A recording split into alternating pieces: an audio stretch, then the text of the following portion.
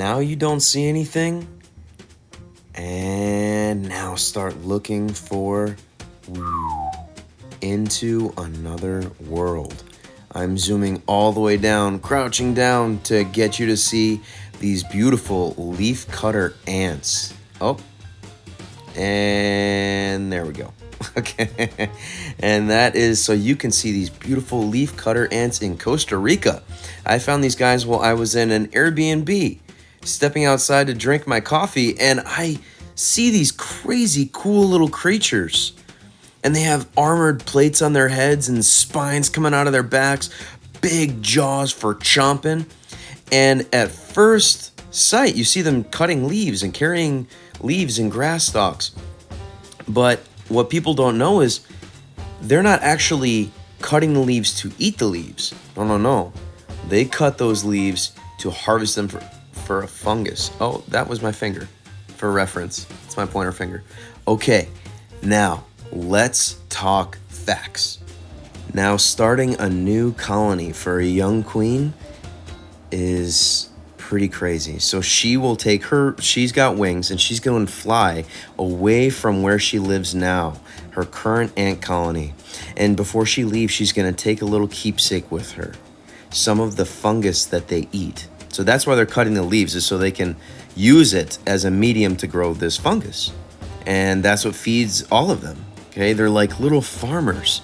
They've been doing this for millions of years. Super cool. So she'll grab some of that fungus and she will fly away, find a drone to mate with on her way, and then she will start digging a hole and lay her eggs.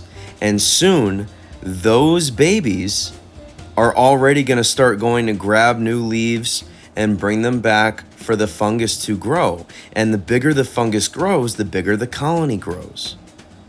Now, she is the only fertile female in the entire colony. Oh man, look at this ant. Just tore off a piece of that leaf and he's trying to find a way to go. Now you see them using those long antennae. That's how they can actually smell their sense of direction. So the ants, they all will kind of, you see how they're touching each other with their antennae? That's like a chemical message. It's a transfer of information every time that they touch each other. Now this is closer to I actually followed the trail. Look at them carrying the stuff, so cool. They can carry things that are over 3 times their body weight, like no problem. And so that's the actual nest mound, and this is the doorway under that big brown leaf. And then the saints go marching in, baby. Look at them bringing in all those things to grow fungus on. Oh, that's poop. Okay. Now, there are 2 different types of fungus that grows in the ant colony, like in the anthill itself. So they have these little farms underground, and the main part is going to be the good fungus. And so when they have all these leaves down there in their colony, which is totally dark, by the way, they don't have like flashlights or torches they bring into the anthill underground. All of this is based on sense of smell. It's completely pitch black in their home. So that's pretty cool. Anyway, so once they bring those leaves down there, the fungus will start to grow on the leaves from the older leaves. And then sometimes there's a bad parasitic fungus that's white. And so the female workers down in there, they will actually have a little cuticle under their belly that produces a bacteria that's killing off the bad fungus actively. So they are cultivating that bacteria on the female's belly is called Streptomyces. And it's actually used in more than half of the antibiotics in modern medicine today. Not to mention, if that bad white fungus is left untreated by the female workers, it'll destroy the entire colony. In order for all of these incredible roles and jobs to work perfectly in a community, these ants actually have different physical attributes and they fit the role of the ant perfectly. Oh, that's the doorway to their home. I wanted to not disturb them, so I'm just being very careful. You'll see the camera shake a lot. But yeah, it's just because I'm like very nervous. I'm going to accidentally fall on them. For God's sake, I would not want to ruin this. Now, you'll see different types of ants in this video. Some of the smaller ones, those are what you call the workers. And then there's some of those, the workers and the soldier ants will actually be carrying the leaves in. So you've seen some of the soldier ants, the ones with the giant mandibles. Those are the ones that are going to also defend the colony from animals or threats. Like if I had fallen on some ants, the soldiers would be the ones kicking my butt, okay? Now, oh, look at them carrying in. It's so crazy how they are so strong for their small size. It's really is impressive. And that's the doorway to their little home where they're carrying all their goodies. Having multiple roles and different physical traits within a single species is what they call polymorphic.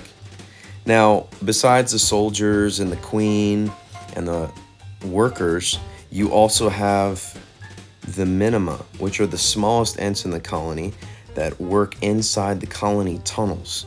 Biologists estimate that the ants manage to clear as much as 15% of the leaves in forests for their fungal gardens, indicating massive populations.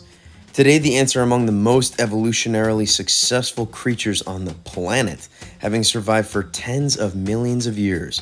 So the next time you walk through the forest, turn your head from the trees and skies and direct your gaze down for a glimpse at the oldest society on the planet. Now watch as I zoom out. All these ants just disappear. Their world and our world is more connected than you think. Now, there I am in a nice little Costa Rica morning out in Quepos, saying goodbye. That's another adventure in the books. Guys, my name is Reptile Riff. I hope you enjoyed that cool adventure. Sometimes we film stuff with captive wildlife. Sometimes we go out and find it in the woods. Now, if you want to see sharks, alligator snapping turtles, American alligator, American crocodiles, West Indian manatees, we got you right here on the channel. We also have Instagram and we got TikTok. I'll see you later, alligator.